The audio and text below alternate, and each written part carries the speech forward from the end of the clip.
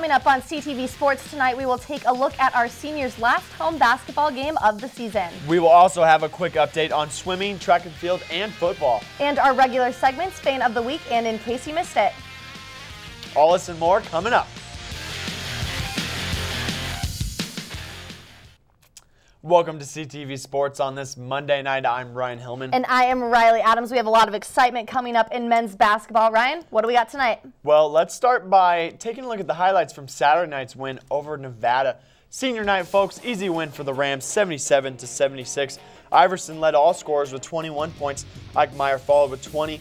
Hornog 16, Smith 11. Dorian Green not double digits, but he was hurt. Let's keep him on the bench. Hornog led rebounds with 13. Iverson had 9.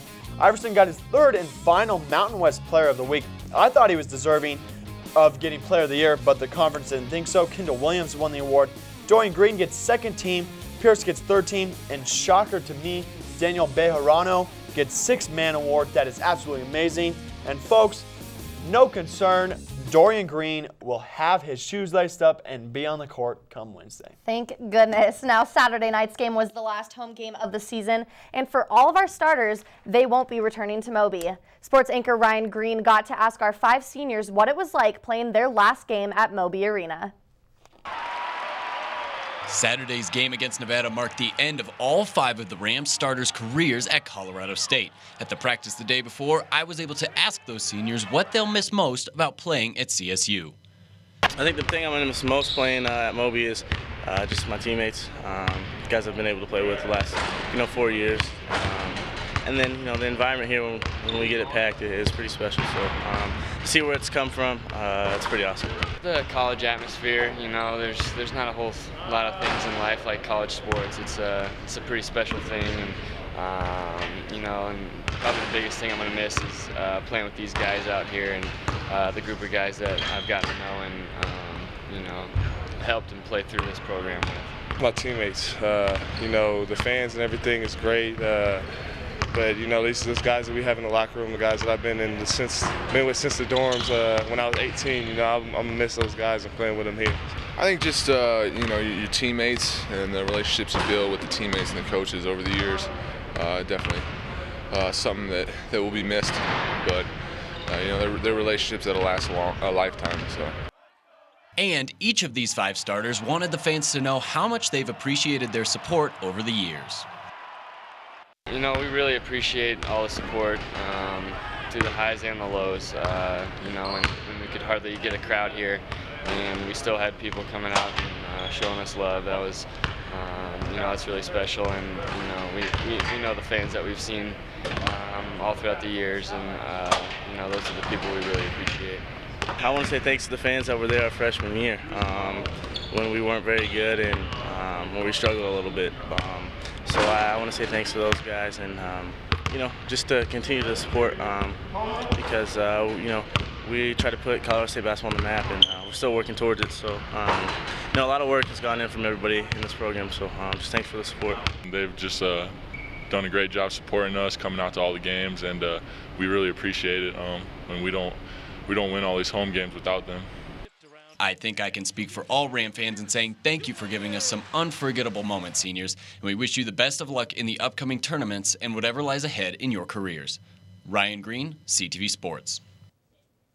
We will miss our 5 seniors, but Ryan Green's right. The season is not over yet. No, it's not. The Rams are going to Vegas, and so are we. Sports anchor Sophie Vukovic and I will be out there live tweeting, doing pre- and post-game analysis, sending back highlights, and way more. So make sure to check out the website, ctv11news.com, for all of this info, or you can follow Sophie on Twitter at SophieCTV or me at R_Hillman. And here is the bracket for the Mountain West Tournament with our predictions on it. Ryan, what do you got for the first round? Well, I'm going to go out and say that we're going to beat Fresno State. This is going to be a tough game for us, but we're going to beat this. Air Force, I think, could maybe beat UNLV. That's going to be a shocking game, but it's UNLV's home, so they'll probably win. New Mexico, easy at the bottom of the bracket. Boise State, I think, is going to beat San Diego State. and that leads to us, CSU, and New Mexico in the championship. And I honestly think the New Mexico Lobos will beat us in the final round. They're a great team, very deserving of this, maybe #1 seed in the NCAA tournament. They had Kendall Williams, who was the overall Mountain West Player of the Year and Coach of the Year, very deserving of this. Very underrated team. Absolutely, we'll have to watch out. Now after the break, we will be back with Fan of the Week and updates on swimming, track and field, and even football. Don't go away.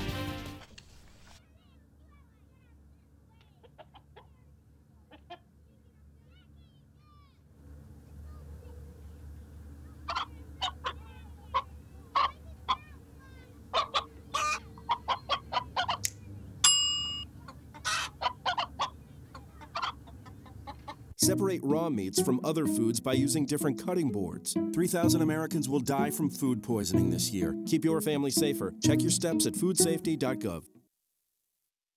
Welcome back. CSU's softball team played at home last week, and that is where I found this week's Fan of the Week.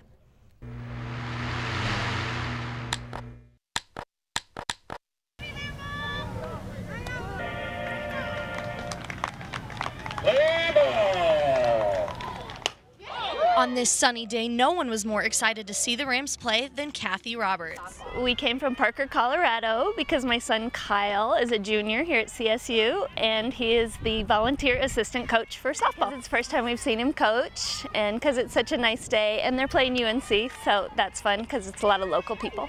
Although this is the first game she's seen in person, Roberts is a loyal fan. I'm here, but the girls have been on the road a lot, so we've been following. We watch Game Tracker on the computer when they're not here. This sport is in her blood. She even named her dog Louie after a Louisville Slugger. This is our first year in 16 years that no one in our family is playing baseball. In history, Kyle's a baseball player. So when he came to CSU, he wanted to kind of stay in the game, so he moved towards coaching, and this was a good opportunity for him. For Roberts, there's no prouder moment than today. We would say, we're so proud of you, Kyle, go Rams! You can check out previous Fans of the Week on our website, ctv11news.com. Big props going out to Brianne Fuller of the CSU women's swimming team. For the second time, she will compete at the NCAA championships. Fuller will be swimming in the 100 and 200 backstroke. In the Mountain West Championship a couple weeks ago, Fuller broke the Mountain West 200 backstroke record with a time of 1 minute 54 seconds. That time is currently the 31st best in the nation. The championship is March 21st and 23rd in Indianapolis. After spring break, we will let you know how she did. The Mountain West announced its indoor track and field all-conference teams at the end of February. The top 3 finishers in each event at the championships are awarded all-conference. CSU had 17 athletes that were selected this year. At the top of this list was junior Trevor Brown for the 60-meter hurdles. Brown won his 3rd consecutive title in this event with 7.77 seconds, making him 14th in the nation. The outdoor season begins on the 15th in Boulder with the Jerry Goller Classic. We will have updates on the outcome. The NFL draft is just a month away. So what's happening in the meantime? Well, players hoping to be drafted are participating in pro days. It gives them the opportunity to show off their skills to NFL scouts in a much smaller group than the ones you saw at Combine. CSU's Pro Day is this Wednesday. Players like cornerback Momo Thomas, linebacker James Skelton, and punter Pete Kondotiakis will be showing off their skills in front of NFL scouts. We here at CTV would like to give you guys the best of luck and hope to hear your guys' names called come draft weekend. Sticking with the NFL, the free agency period begins tomorrow afternoon, which will allow NFL teams to offer contracts and potentially sign free agent players on the market.